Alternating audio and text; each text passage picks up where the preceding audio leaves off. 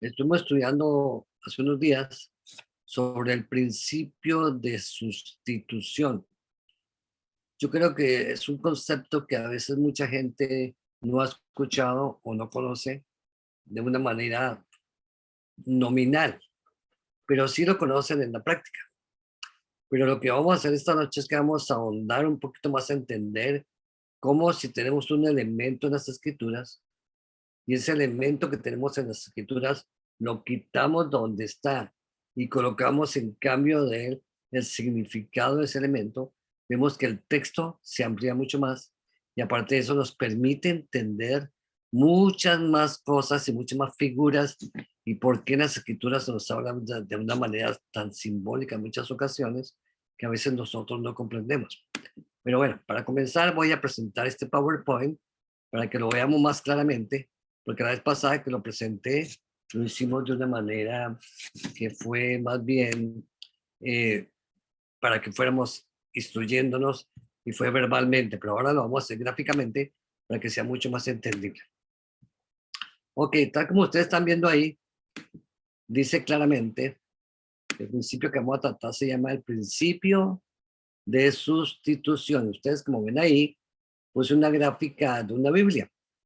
Y puse una gráfica de una Biblia con un lápiz y un cuaderno, un papel, porque es algo que nosotros tenemos que trabajar, es algo que nosotros tenemos que investigar, es algo que nosotros tenemos que seguir adelante. Y yo quiero invitarlos desde ahora a que ustedes mismos lo hagan, a que ustedes mismos utilicen este principio de sustitución y vayan y lean textos. Cuando lean los textos, las palabras que encuentran ahí las sustituyan por los significados de cada una de ellas, para que de esa manera entendamos, porque muchas veces, por ejemplo, Jesús nos hablaba en parábolas, o a veces nos hablaban en lenguaje figurado, o en un lenguaje que a veces los profetas utilizaban, que a veces es muy simbólico y que si no se entienden las figuras, no se entienden los significados, entonces no vamos a estar claros en lo que ellos nos querían decir.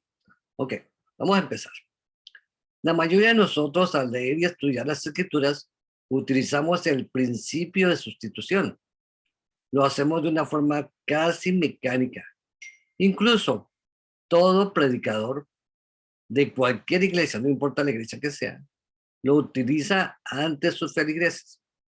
Ahora vamos a empezar a entender y vamos a visualizar claramente qué es este principio de sustitución. Vamos a poner un concepto primero y ese concepto lo vamos a desarrollar a través del estudio.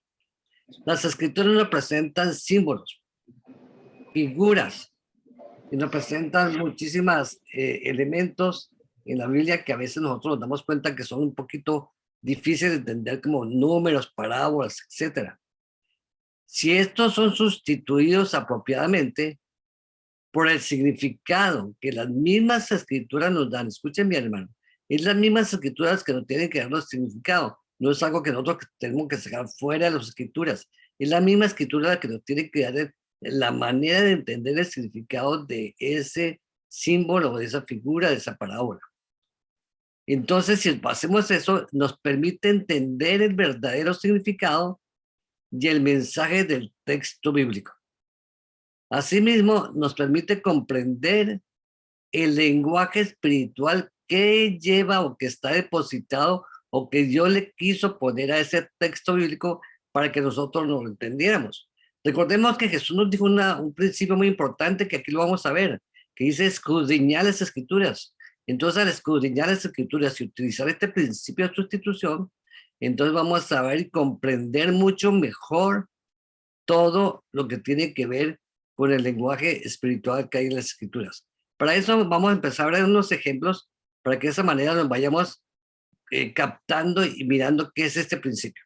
Para eso leamos en Juan 10:14, que nos dice, Jesús dice las siguientes palabras: yo soy el buen pastor y conozco mis ovejas y las mías me conocen.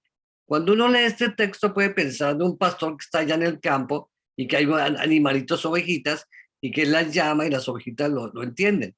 Eso es muy comprensible porque eso es lo que hacen los pastores. Pero vamos a mirar aquí que si nosotros vamos a sustituir la palabra pastor, y tal como dice Jesús, que dice que yo soy el buen pastor y las ovejas lo conocen, vamos a mirar sus significados, entonces vamos a sustituir buen pastor por Jesús, porque se identifica como el buen pastor. Y las ovejas, o mis ovejas, las vamos a entender como sus seguidores o sus fieles seguidores. O sea que podríamos leer el texto de esta manera y así utilizaríamos este principio de sustitución. Yo soy Jesús, dice el Señor. Conozco mis seguidores fieles y ellos me conocen. Eso es lo que realmente dice el texto. Entonces estamos viendo que aquí el principio de sustitución lo empleamos de una manera correcta, porque estamos viendo, y de aquí en adelante vamos a entender algo importante. Este entendimiento que nos da este texto, cuando ya lo entendemos, nos permite comprender que al ver la palabra pastor en todas las escrituras, desde Génesis hasta Apocalipsis, donde ustedes encuentran la palabra pastor, de alguna manera está relacionada con Jesús. Asimismo, cuando vemos la palabra ovejas, desde el principio de las escrituras hasta el final de las escrituras, de alguna manera tiene que ver con los seguidores de Jesús. Por eso nosotros podemos ver muchísimos textos, por ejemplo, la oveja perdida, que habla Jesús, que fue y buscó una ovejita, que tenía 100 ovejas, que se le perdió una. Entonces estamos entendiendo aquí que se refiere a personas, a seguidores, y que Jesús va y las busca. Entonces somos nosotros mismos, somos aquellos que necesitamos del pastor, necesitamos que él nos guíe. Entonces estamos empezando a entender que de una manera gráfica, de una manera que está escrita literalmente, entonces sustituimos los significados y ya comprendemos lo que sí realmente es el significado del texto. Vamos a mirar a otro texto que nos va a ayudar a entender más. En Marcos 8:24 leemos: él, o sea, un ciego que ya había visto, que solo le dio la vista, él dice, mirando dijo, veo los hombres como árboles, pero los veo que andan. O sea que este ciego, cuando Jesús le dio la vista, él empezó a ver de una manera borrosa, pero cuando veía como borrosa empezaba a ver como árboles que se movían y dijo, veo los hombres como árboles que caminan o andan. En este texto podemos sustituir hombres por árboles. Es el verdadero significado de este texto. Entonces se diría de esta manera más o menos. Dice el ciego, veo a los hombres caminando. Entonces lo que está diciendo es que nosotros, si vemos cada que veamos la palabra árboles en las escrituras, de alguna manera representa a hombres o a pueblos o a gentes. Por eso nosotros vemos que en la escritura se habla sobre la higuera, vemos que habla sobre el álamo, vemos que habla, por ejemplo, sobre muchos árboles, por ejemplo, habla sobre la vid que representa a Cristo, habla sobre la higuera y muchísimas otras cosas, por ejemplo, también sobre la zarza que representa a Dios. Entonces vamos de alguna manera que los árboles representan personas o individuos. Entonces vemos aquí, si ustedes recuerdan, por ejemplo, que nosotros leemos el libro de Daniel cuando Nabucodonosor dice que él veía un sueño, un árbol grandísimo y que ese árbol le daba cabida a todos los pájaros y todo. Y Daniel le dice a Nabucodonosor que ese árbol lo representa a él.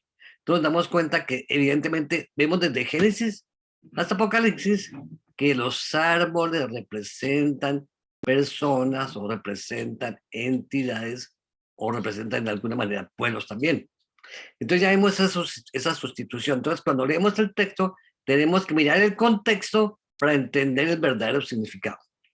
De la misma manera, podríamos enumerar muchísimos otros textos en los que podemos utilizar este principio de sustitución, cambiando los símbolos o las figuras de los textos por el significado que representan. Ahora, vamos a ir un poquito más profundo. A medida que vamos viendo este principio de sustitución, vamos a poder ver que nos puede llevar mucho más a fondo. Y vamos a observar el siguiente texto que nos va a permitir ver mucho más y entender este principio de las escrituras.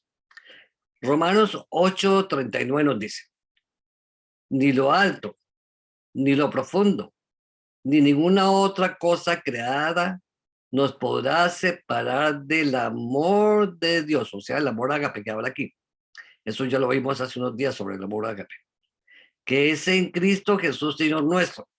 O sea que este texto nos está diciendo aquí que el amor de Dios es Cristo. Entonces, si nosotros vemos que Jesús es el amor de Dios, Entonces, basados en esto que nos dice este texto, cada que nosotros vemos en las escrituras la palabra ágape, o sea, el amor de Dios, representa ¿a quién? Representa la identidad de Cristo. Porque Cristo vino a la tierra, Dios envió a Cristo a la tierra para mostrarnos y darnos su amor. O sea que en otras palabras, cada que ustedes vean la referencia del amor de Dios o del amor de Cristo, tiene siempre que ver con la identidad de Cristo como el amor de Dios, porque de esa manera es lo que nosotros vemos. Recordemos lo que nos dice en Juan 3:16, dice, porque de tal manera que amó Dios al mundo, que nos dio a su Hijo unigénito, para que todo aquel que en él cree no se pierda, sino tenga vida eterna. En otras palabras, nos está diciendo, Dios envió su amor hecho carne a Jesús para que a través de él nosotros podamos ver cuál es el verdadero carácter y el verdadero propósito de Dios. Y por eso vamos a entender poquito a poquito que tiene que ver con el perdón y con la salvación y con la vida. Lo vamos a ver.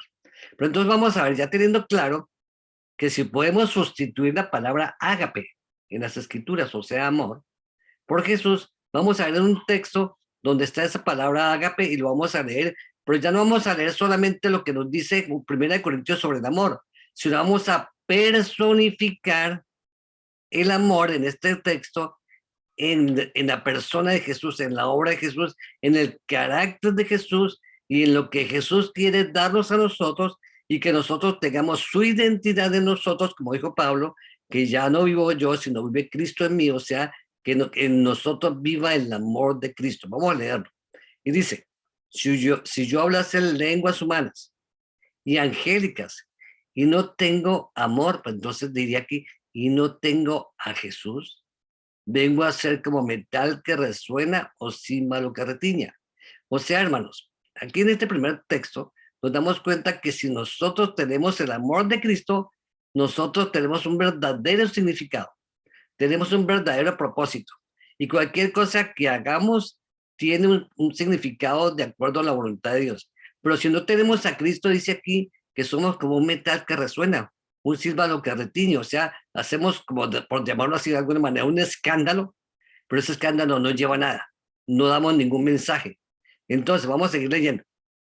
Y si tuviese profecía y entendiese todos los misterios y toda la ciencia, y si tuviese toda fe, de tal manera que trasladase los montes, y no tengo a Jesús, nada soy. ¿Por qué es esto, hermano? Porque mucha gente y muchas personas tienen una capacidad tremenda de hacer obras. Usted sabe que hay mucha gente en el mundo que tienen capacidad para los negocios, tienen capacidad incluso para hacer obras benéficas, tienen capacidad para hacer muchas cosas, pero todo eso que hacen muchas veces lo hacen sin Cristo. Y dice, según lo que dice aquí la Escritura, de nada les sirve, por más de que sean personas de mucha ciencia o que sean muy entendidas. Entonces nos estamos dando cuenta que aquí la Escritura nos está diciendo qué es lo que realmente quiere Dios para nosotros. Que nosotros tengamos no solamente el amor, sino que nosotros identificamos ese amor de una manera correcta en Cristo y que Cristo nos haga enseñar, nos haga entender qué es lo que quiere para nosotros. Ahora sigamos leyendo. Y si repartiese todos mis bienes para dar de comer a los pobres y entregase mi cuerpo para ser quemado y no tengo a Jesús, de nada me sirve. Muchas veces hay personas que hacen muchos sacrificios, que incluso se flagelan, que incluso se hacen castigos corporales y hacen muchas cosas y sin embargo eso de nada les sirve si realmente su corazón no está a Cristo.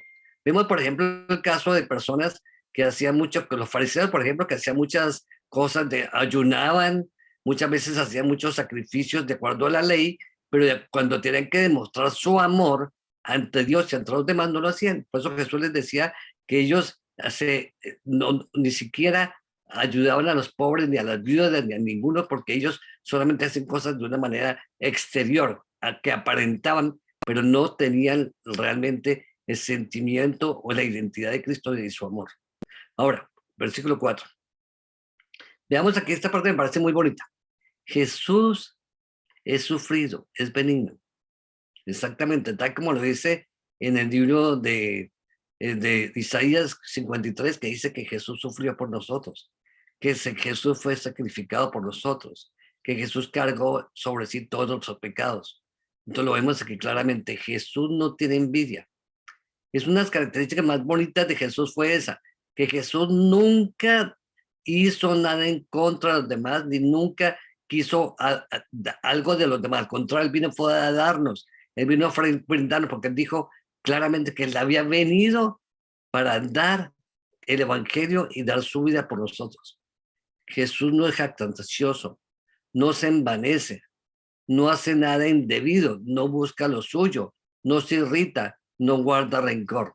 Al contrario, dice aquí, se goza, ¿qué cosa? En la verdad. ¿Qué cosa? No se goza en injusticia. Aparte dice, todo lo sufre, todo lo cree, todo lo espera, todo lo soporta. Porque Jesús es lo que quiere de nosotros. Él tiene en este momento abierto su corazón en su obra en el santuario celestial, como hemos estudiado anteriormente. Él está esperando a darnos justicia, darnos su verdad a través de su palabra. Él nos espera y espera que cada uno de nosotros podamos llegar a Él y nos soporta diariamente, aunque nosotros estemos fallando día a día y que caigamos una y otra vez en situaciones pecaminosas o en cosas defectos de nuestro carácter. Él nos tiene paciencia, Él nos soporta y por eso claramente nosotros vemos acá que la identidad de Jesús es esa y que Él quiere que nosotros también reflejemos esto ante nuestros hermanos. Versículo 8. Jesús nunca deja de ser, porque Jesús nunca, nunca dejará de ser quien es, porque Él es siempre, desde el principio, tal como dicen las Escrituras, como dice Juan capítulo 1, el versículo 1 al 3, que Jesús estaba desde el principio, que todo por Él fue hecho. Él nunca dejará de ser, porque Él es el sustento, como vamos a ver más adelante, Él fue el que sustentó la creación. Dice, pero las profecías se acabarán y cesarán las lenguas y la ciencia se acabará. ¿Por qué, hermanos? Porque tal como nosotros estamos viendo y estudiamos las escrituras y ya lo hemos visto en muchas ocasiones, todas las profecías se cumplirán. Todas las profecías llegará un momento que ya no se necesitarán más. Se van a acabar todas las lenguas, se van a acabar todas, porque en el cielo no se va a hablar sino una sola lengua, la lengua espiritual de Dios, que es la que vamos a hablar todos. Allá va a ser interesante que cuando estemos todos allá, no importa de qué nacionalidad seamos o que seamos, vamos a estar hablando y entendiéndonos sin necesidad de traductores o que tengamos en el celular o en la computadora un programa para que nos traduzca. Vamos a entendernos porque vamos a hablar de una manera espiritual de acuerdo a lo que Dios nos va a dar. Dice, porque en parte conocemos y en parte profetizamos, mas cuando venga lo perfecto, entonces lo que es en parte se acabará. Porque exactamente, hermano, nosotros sabemos, y como leímos cuando estudiamos Apocalipsis 21 y 22, todo será perfecto, todo será nuevo, todo será de acuerdo a como Jesús lo programó y como lo quiso hacer desde la creación con Adán y Eva. Todo volverá a ser de una manera que todo lo que es imperfecto se acabará. Cuando yo era niño, hablaba como niño, pensaba como niño, juzgaba como niño, mas cuando ya fui hombre, dejé lo que era de niño. Cada uno de nosotros, hermanos, nacimos y estamos naciendo o estamos creciendo espiritualmente. Nosotros ya hemos estudiado, hemos visto que nosotros nacemos espiritualmente cuando nos entregamos a Cristo, cuando nos bautizamos de agua y espíritu, somos como bebés y empezamos a crecer y a caminar poco a poco y empezamos a andar con el Espíritu Santo. Y en la medida que andamos con el Espíritu Santo vamos creciendo y dejamos lo que es de niño. Y entonces vamos a ver que poco a poco ese crecimiento va a ser total cuando estemos con Cristo y cuando seamos completos en Él. Versículo 12. Ahora vemos por un espejo oscuramente, mas entonces veremos cara a cara. Veremos cara a cara a Jesús, su amor. Veremos cara a cara la perfección de la creación, la perfección de lo que Él tiene preparado para nosotros. Ahora conozco en parte, porque todos conocemos en parte lo que vemos y espiritualmente nosotros vislumbramos, queremos ver hacia el futuro cosas perfectas, pero no, nuestra capacidad no llega hasta allá. Dice aquí, pero entonces conoceré como fui conocido.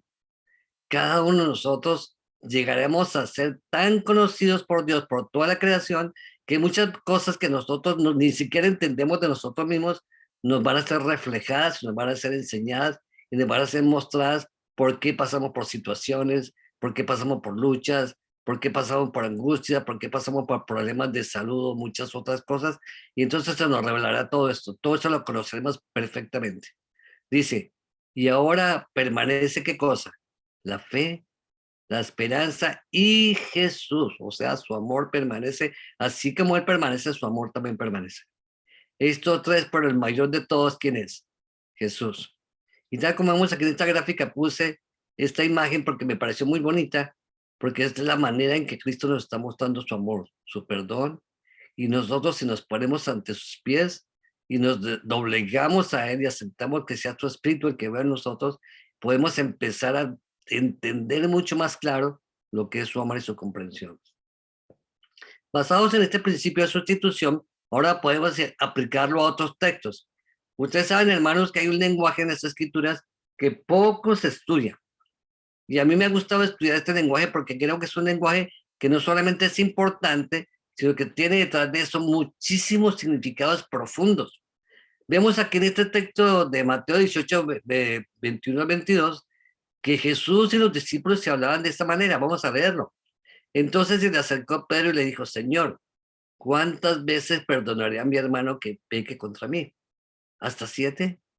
Jesús le dijo, no te digo hasta 7, sino aún hasta 70 veces 7. Cuando uno lee ese texto y sigue leyendo la escritura, se da cuenta que Pedro no le dice, bueno, Señor, explícame por qué, cómo es eso que 7 y 70 veces 7, porque lo entendió. Y nosotros también tenemos que entenderlo. Pero entonces nos damos cuenta aquí que el número 7, tal como estamos en este texto, Jesús y Pedro lo utilizan con respecto al perdón. Está relacionado con el perdón. Pero vamos a ver otro texto en que vemos todo lo contrario. Y esto lo vemos en Génesis 4, 23 y 24. Un descendiente de Caín, o sea, un descendiente de la serpiente, de la simiente de Caín, dijo lo siguiente. Y aquí vemos que es lo contrario de lo que dijo Jesús en este texto anterior en Mateo 18. Aquí dice Lamec, a sus dos mujeres, Ada y Sila, oíd mi voz, mujeres de Lamec, escuchad mi dicho, que a un varón mataré por mi herida, y a un joven por mi golpe. Si 7 veces será vengado Caín, Lamec en verdad 70 veces 7 lo será. Tal como vemos aquí en este texto, es completamente opuesto a lo que decía y lo que la conversación de Pedro con nuestro Señor Jesucristo, porque hablaba sobre el perdón. Aquí está hablando sobre la venganza y la muerte. O sea que estamos viendo aquí, para empezar, que en Génesis 4 nos da una base importantísima que había puesto la simiente de la serpiente, que es la misma simiente de Caín, de que estarían vengándose y dando muerte, porque eso es lo que el propósito de Satanás y de su simiente, perseguir y matar a la simiente de la mujer, o sea, la simiente del Cordero, la simiente de Jesús. Y eso lo vemos a través de la historia. No es difícil ver en la historia, en la Biblia, incluso en nuestros días, incluso lo vemos en todas las épocas, de que los hijos de Dios siempre han sido perseguidos por la simiente de la serpiente, la simiente de Caín, y los han matado.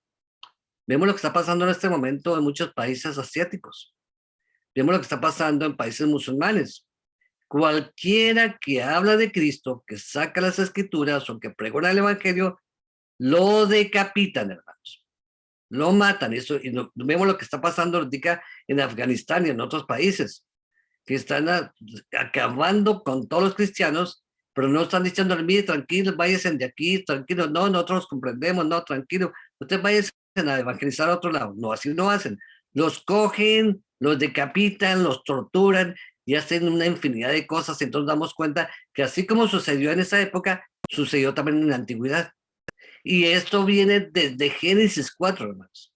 ¿Por qué? Porque Génesis 3:15 Dios había dado una profecía que para mí es la profecía más importante y la base de todas las profecías, que dice, pondré enemistad entre la serpiente y la mujer, entre su simiente y su simiente. Entonces vemos aquí que la simiente de la serpiente, la simiente de Satanás, siempre su propósito es de traer muerte y venganza. Y lo estamos viendo, hermanos. Y esto va a pasar más adelante con mucha más fuerza contra la simiente de Jesús, contra los que guardan los mandamientos de Dios y tienen fe en Jesús, tal como lo dice en el capítulo 12, versículo 17 del libro de Apocalipsis. Hermanos, esto que estamos viendo aquí es muy importante. Y vamos a seguir entendiéndolo más claramente de acuerdo a lo que nos dicen las Escrituras. Entonces, ¿cómo entendemos el significado del 7 de acuerdo a lo que nos dicen las Escrituras? Tal como vemos y hemos entendido, para la simiente de Cristo, como Pedro y Jesús que estaban hablando y todo lo que estamos en el contacto con Dios, el 7 viene a significarnos perdón y vida. Mientras que la simiente de la serpiente, la simiente de Caín, para ellos el 7 significa venganza y muerte. Y ahorita vamos a seguir profundizando en esto que es importantísimo, hermanos. Puse aquí una gráfica en la que vemos a nuestro Señor Jesucristo que está hablando sobre perdón y está hablando por qué perdonar al hermano, porque Cristo nos quiere dar perdón, hermanos.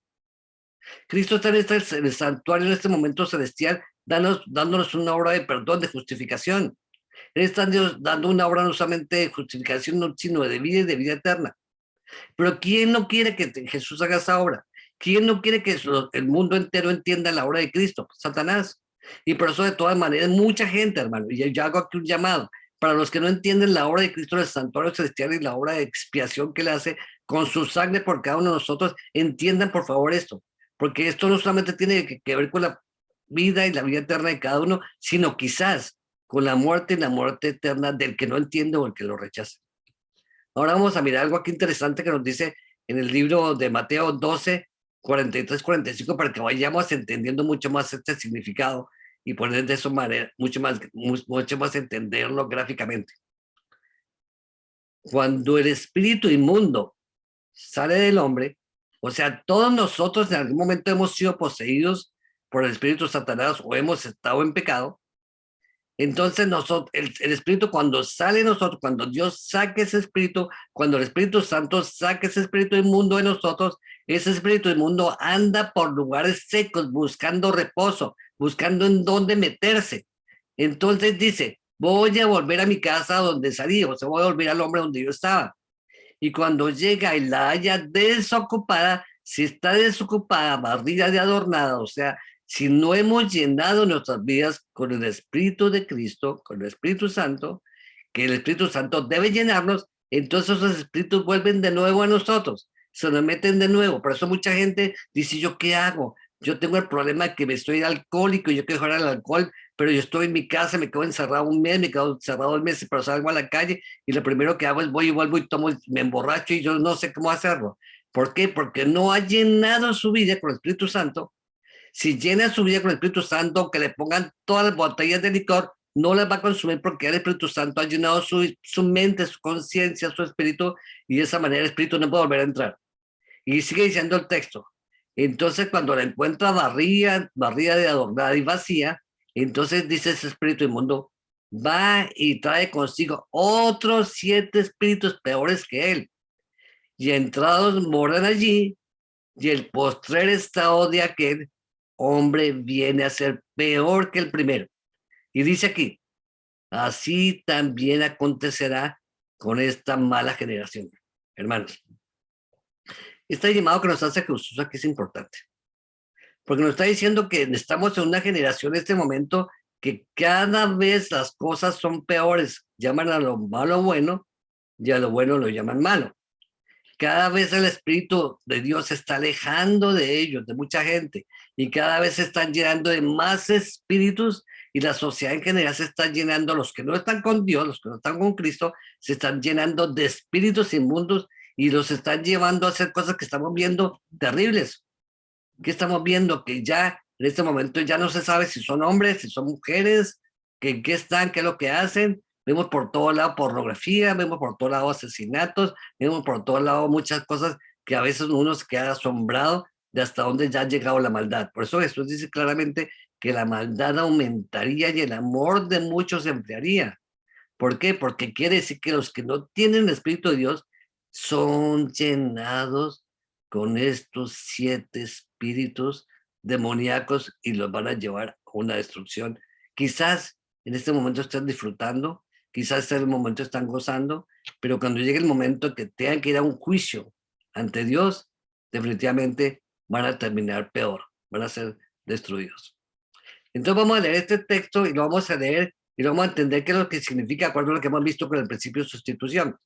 Vamos a leerlo. Entonces va este espíritu, toma consigo otros espíritus, 7 espíritus, entonces vamos a leer qué significaría. Toma consigo los espíritus de muerte y venganza, peores que él, y entrados moran allí, y el postrer estado de aquel hombre viene a ser peor que el primero. Así también acontecerá a esta mala generación. Entonces en este texto estamos viendo aquí que nuevamente se reitera que el texto, el significado de 7 significa muerte y venganza.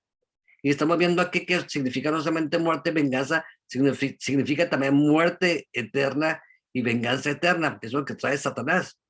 Vemos el significado del 7 con las mismas bases que había plasmado Lamec, el descendiente de Caín, en Génesis 4:24. O sea que es sustentable lo que estamos diciendo y ese es el significado que tiene. Ahora leamos Lucas 8:2. Dice, y algunas mujeres que habían sido sanadas por Jesús y que les había sacado espíritus de venganza y muerte, evidentemente, como estamos viendo, y de enfermedades, y entre ellas estaba María Magdalena, de la que Jesús había sacado 7 demonios. Entonces, ¿qué quiere decir, hermanos? Para mí, María Magdalena tiene un significado muy importante como un ejemplo de una verdadera vida espiritual. Porque María Magdalena primeramente representa a todas las personas que hemos estado caídas, hemos estado en el pecado, que hemos estado fallando, que hemos estado sin una orientación, pero una vez que ella se encontró con Jesús, una vez que Jesús la perdonó, una vez que Jesús la curó, una vez que sacó los demonios que ella tenía, ella se llenó del Espíritu Santo de Jesús. Y nos damos cuenta que ella estuvo andando con Jesús ya en adelante. Incluso nos damos cuenta, de acuerdo a lo que nos dice la Escritura, es que cuando Jesús resucitó, fue la primera que estuvo ahí, fue la primera que lo quiso abrazar, fue la primera que estuvo con él, porque ella estaba llena del Espíritu de Dios. Entonces nos damos cuenta que el cambio tan tremendo que podemos nosotros tener si nosotros nos llenamos con el Espíritu de Cristo, con el Espíritu Santo, y Él nos saca de nosotros cualquier demonio, cualquier tendencia pecaminosa que tengamos, que muchas veces, como dice Jesús en las Escrituras, que nosotros cuando actuamos mal, cuando hacemos cosas que no son debidas, son los espíritus demoníacos que actúan en nosotros, como pasó con Pedro. Cuando estaba, ¿te acuerdas de la conversación que estaba hablando con Pedro Jesús? Y que Pedro le decía, Señor, yo no quiero que te pase nada de eso, no quiero que te vayan a matar. Y Jesús le dice, apártate de mí, Satanás. Porque en ese momento estaba siendo Pedro utilizado por Satanás para decirle a Jesús, mire, olvídese, no se haga sacrificar, no se haga morir, olvídese de esto, porque Satanás siempre pretendió y quiso de alguna manera poner conflicto y poner trabas para que Jesús no pudiera cumplir su obra de sacrificio para perdonarnos en la cruz. Muy bien. Ahora sigamos leyendo otros textos que nos va a ayudar a entender este principio tan interesante y este concepto diferente entre el 7 de perdón y vida y el 7 de venganza y muerte. Vamos a leer en Apocalipsis 1:4 y de esa manera lo vamos a entender y vamos a entender por qué el libro de Apocalipsis está escrito en 7, es que es interesante. Vamos a leer, dice aquí, Juan a las 7 iglesias que están en Asia, gracia y paz a vosotros, del que es el que era el que ha de venir, y de los 7 espíritus que están delante del trono de Dios. Eso lo dice Apocalipsis 1:4. En otras palabras, hermanos, mucha gente me ha preguntado, Jairo, es que hay 7 espíritus, son 7 espíritus los que hay. No, hermanos, solamente el Espíritu Santo. Lo que pasa es que el Espíritu Santo está representado en 7 cuando habla del Apocalipsis. ¿Por qué? Porque es el Espíritu que nos da vida y perdón. O sea, cuando nos habla aquí de 7 espíritus, nos está diciendo que el Espíritu Santo nos trae el perdón y nos trae la vida que viene de Cristo, porque así como lo hizo en la creación, que lo vamos a ver más adelante, que en la creación lo hizo en 7 días, entonces está diciendo el creador de la vida, el creador del perdón, nos da la vida y nos da el perdón a través del Espíritu Santo, por eso está representado en el 7. Y por eso nos lo manda a las 7 iglesias, a cada uno de nosotros. Ahora vamos a leer lo que nos dice Apocalipsis 4:5. Y del trono salían relámpagos y truenos y voces. Y delante del trono ardían 7 lámparas de fuego, las cuales son los 7 espíritus de Dios. O sea, hermanos, en este momento en el santuario celestial, en el lugar santísimo del santuario celestial y en todo el santuario hay representaciones del 7. Están los 7 panes que representan a Cristo, porque Él es el pan de vida, las 7 lámparas de fuego que representan al Espíritu Santo. Aparte de eso, que vemos nosotros que todo lo que tiene que ver con el Apocalipsis tiene que ver con el 7, pero aparte de eso, si cuando estudiamos el santuario, nosotros vimos que todas las cosas que se hacían en el santuario tenían que ver con el 7, porque era la representación del 7. Por eso vemos las 7 fiestas y otras cosas que se hacían y que incluso son válidas en este momento porque están vigentes en Cristo. Ahora, vamos a leer lo que nos dice Apocalipsis 5:6. Y miré y vi en medio del trono y de los 4 seres vivientes y en medio de los ancianos a uno que estaba de pie, un cordero inmolado, que tenía, ¿qué cosa? 7 cuernos, 7 ojos, los cuales son los 7 espíritus de Dios enviados a toda la tierra. Esto nosotros ya estudiamos en un estudio pasado que está en este canal, todo lo que tiene que ver con el Cordero 777, ya lo estudiamos. Y vimos qué significa, por qué 7 cuernos, por qué 7 hojas, por qué 7 espíritus. Eso los invito a que lo vean los que no lo han visto, para que lo repasen, porque es importante entender esto. Porque lo importante es que vemos aquí de que Jesús no solamente es 7, sino que es 7, 7, 7, 7. Y ya lo vimos y lo comparamos ya en otro estudio con el 6, 6, 6, 6, que es el triple 6, y Jesús es el triple 7. Porque Jesús nos quiere dar no solamente vida física, vida espiritual, sino nos quiere también darnos qué cosa, nos quiere dar vida en todos los aspectos, pues, cuerpo, mente y espíritu, y por eso nos manda sus 7 espíritus que son el Espíritu Santo, para que nosotros podamos ver y entender que Cristo es el Salvador. Pero es mucho más que esto, pero estoy tomándolo por encima solamente para sustentar lo que estamos hablando del principio de sustitución. Entonces vemos aquí en Apocalipsis 1:4, ¿cuáles las 7 iglesias que están en Asia? Gracia y paz a vosotros, del que es y el que era el que ha de venir, y de los 7 espíritus de vida y perdón que representan al Espíritu Santo, que están delante del trono de Dios. En este texto se sustenta nuevamente lo que dijimos anteriormente, que de parte de Dios, de parte de Cristo, tiene que ver con vida y perdón. Ahora, entonces, digamos, ya complementando lo que hemos visto esta noche, y lo que hemos visto con el principio de sustitución que hemos visto con respecto a este número 7, vemos que Jesús, representado con el 7, nos da la vida y nos da el perdón. Y el 7, representado con Satanás y su simiente, la serpiente, traen la muerte y la venganza. Vimos los textos en Génesis 4:24 y en Mateo 18:22 para que nos quede claro, y lo podemos repasar si ustedes lo quieren y lo pueden mirar para que de esa manera vean que es sostenible lo que estamos diciendo y que este principio de sustitución nos está ayudando a entender mucho más de lo que nosotros hemos creído muchas veces, porque muchísima gente, cuando uno le pregunta qué significa el 7, les dicen perfección, plenitud, pero eso no es simplemente perfección y plenitud, porque pues estamos viendo aquí, tiene un doble significado, y ese doble significado es plenitud de Dios para vida y perdón, y de Satanás es plenitud para muerte y venganza. Ok, ahora, vamos a leer un texto que me parece muy bonito para que sigamos entendiendo este principio de sustitución, y de esa manera lo apliquemos en todos los textos que tienen que ver con lo que vamos a leer. Cuando leemos Juan 5:24 leemos, dice Jesús, de cierto os digo, el que oye mi palabra y cree al que me envió, tiene vida eterna. O sea, Jesús ya lo está diciendo aquí, que nos viene a dar vida eterna. Podríamos decir 7, tal como lo sabemos. Y no vendrá a condenación, o sea, no vendrá a muerte. Mas ha pasado ¿de qué? De muerte a vida. Entonces, vemos aquí que cada que nosotros vemos muerte o vida, podemos utilizar muerte 7 y 70 veces 7, cuando es de venganza y muerte de Satanás, y vida cuando es de parte de Jesús, que es 7 y 70 veces 7. Entonces llegamos a una conclusión muy interesante.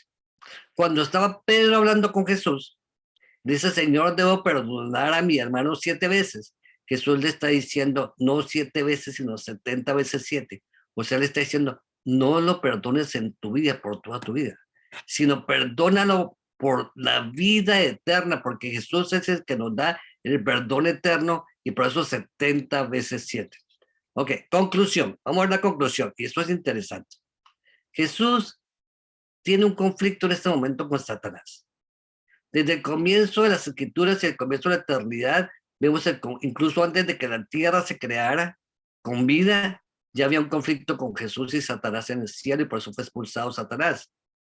Y Jesús de esa manera, él fue el creador de la vida. Satanás, por lo contrario, es el creador de la muerte y de la venganza.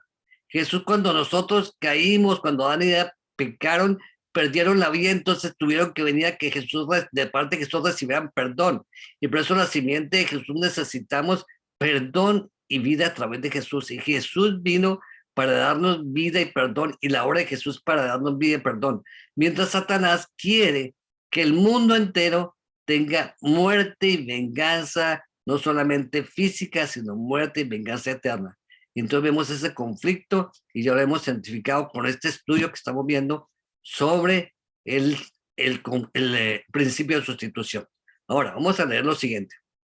Uno de los conflictos más evidentes que vemos respecto a esto de conflicto que tiene que ver con el 7 es sobre el día donde Dios es reconocido como el creador de la vida y lo que existe. O sea, hermanos, y esto aquí quiero que lo oigan bien claro.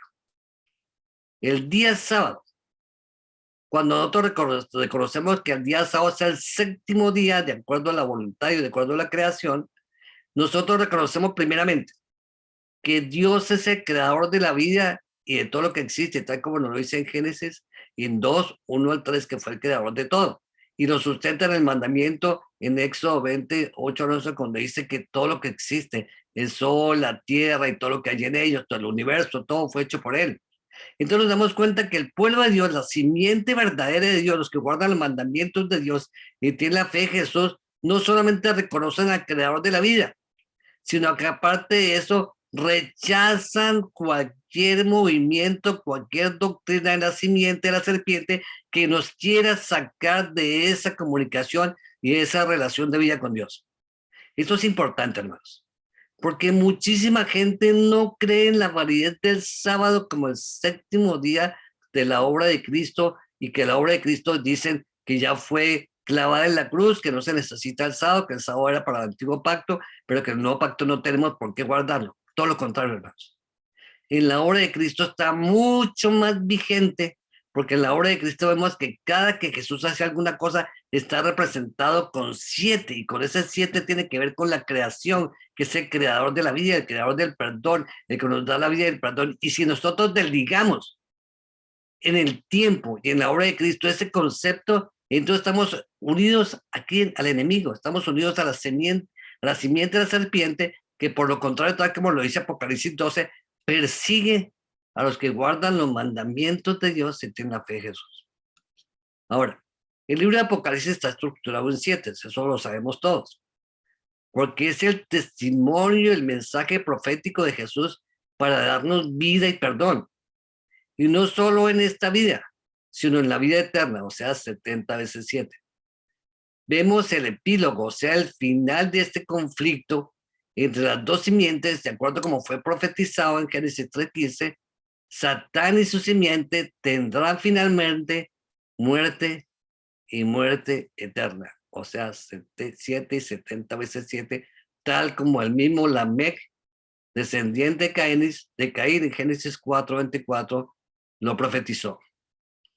Este principio de sustitución nos seguirá permitiendo entender muchos más textos, hermano, porque el principio de sustitución no para aquí. Todavía hay muchas más cosas que tenemos que entender sobre este concepto y todo esto, este principio que hay en las escrituras, porque si nosotros logramos entender este principio de sustitución de una manera correcta, pues se nos va a mostrar significados espirituales del lenguaje que Dios nos ha dado en su palabra. Y no solamente eso, hermano, nos va a ayudar a entender más claramente el mensaje correcto del Evangelio, la verdadera doctrina de Dios, pero aparte de eso, ¿sabe qué, hermanos? Nos va a ayudar a entender por qué está escrito en las Escrituras de esa manera. Porque esto que estoy poniendo aquí, hermanos, yo no lo escribí. Y Dios mismo el que lo puso. Dios mismo fue el que puso estos significados ahí y utilizó estos conceptos para que nosotros los entendiéramos, para que nosotros los enseñáramos y para que nosotros cada día estemos más conscientes y más seguros en nuestra fe de lo que el Señor quiere para cada uno de nosotros. Hermanos, este estudio para mí es muy importante, como le estoy diciendo, y aparte de eso es base importantísima para muchos más estudios que seguiremos viendo más adelante, porque este principio de sustitución lo vamos a empezar a tratar ahora todos los viernes y vamos a quizás durar todo este año que viene estudiando solamente el principio de sustitución y muchos conceptos que hay en las escrituras que muchas veces nosotros leemos y los vemos por encima, no los profundizamos. Por eso el Señor nos dice claramente, y a mí me gusta mucho repetir este texto que está en Apocalipsis 13:18, que dice, el que tenga entendimiento cuenta el número de quién, de la bestia, que es 666. Y dice aquí el que tenga entendimiento, porque el que tenga entendimiento no es solamente para contar el número de la bestia, es para contar todo lo que hay en las escrituras, para tener entendimiento de todo lo que tenemos que ver. Y esto que estamos haciendo con este principio de sustitución es precisamente eso, entender lo que el Señor quiere que cada uno de nosotros entendamos para nuestra salvación y sobre todo, hermanos, para tener una doctrina correcta de las escrituras de acuerdo a lo que nuestro Señor Jesucristo quiere que todos entendamos. Muy bien, hermanos, vamos a terminar con la oración. Padre querido, te damos gracias infinitamente por tu amor. Primeramente por dejarnos este principio tan maravilloso de sustitución en tu palabra, que muchas veces es llamado simbólico, muchas veces es llamado lenguaje simbólico o figurativo, pero realmente es un principio que es un principio espiritual, es un lenguaje espiritual que Jesús utilizaba con sus discípulos, con los profetas, para que nosotros lo entendamos y para que nos demos cuenta que las escrituras tienen una profundidad cada vez mucho más grande de la que nosotros vemos superficialmente y que nos va a llevar a tener un entendimiento mucho más clara, pero sobre todo que busquemos una relación con nuestro Dios más profunda y que nuestra fe crezca en la medida que crece nuestro entendimiento y a medida que crece nuestra relación con Dios y con nuestros hermanos. Danos tu bendición, Señor. Agradezco, Señor, esta oportunidad y te pido que nos siga bendiciendo, nos siga dando de tu Espíritu Santo para que saque de nosotros cualquier influencia de los espíritus malignos que pudieran entrar en nuestras vidas. Ayuda a todos los que tengan problemas físicos, mentales o espirituales, que están con luchas, a veces con problemas de carácter, o a veces con vicios o con cosas que no pueden sacar de sus vidas, para que sea tu Espíritu Santo el que nos ayude, pero que pidamos, Señor, que seas tú que nos puedas ayudar y nos puedas cambiar, como dice tu palabra, que vamos a ti, si pedimos a ti, nos será dado, porque Él al que busca y al que pide se le da. Gracias, Señor, por tu misericordia y por tu amor. En el nombre santo de Jesús. Amén. Muy bien. ¿Alguno de ustedes tiene alguna pregunta o algún comentario? Bueno, hermanitos, espero que tengan muy buena noche. Les deseo un feliz sábado para todos ustedes, hermanos. Y como les digo, hermanos, estos videos estamos publicando. Quiero aclarar algo, porque yo creo que hay un poquito de algo que no se ha comprendido. Muchos de los videos que yo publico, los que yo hago personalmente, yo los pongo en un canal que es mi canal personal. Las predicaciones que se hacen del pastor o de otros hermanos, los coloco en el canal de la iglesia. ¿Por qué lo hago así, hermanos? Porque es que yo tengo seguidores por mucha gente que me han seguido mucho tiempo, entonces yo llevo una secuencia para que vayan viendo todos los estudios que tengo ahí y de esa manera vean la secuencia entre todos los estudios que tengo. Y cuando se refiere a algún estudio pueden buscarlo ahí y de esa manera, entonces por eso lo separo, no es por nada más, porque de esa manera puede ser más claro para el que está entendiendo los conceptos que están explicando. Muy bien, hermanos. Un abrazo grandote. Dios los bendiga. Me alegra haber visto esta noche a Isabel, a Nelson, que estuvo con nosotros esta noche, también Nelson, que estuvo también. Mireya, bienvenida nuevamente. Y a todos los que están esta noche con nosotros. Igualmente Imelda, veo aquí Francisca y por supuesto a todos los hermanos. Igualmente, Jaime, gracias por todo. Dios les bendiga, que tengan buena noche. Mañana me vemos con la ayuda del Señor. Bye bye.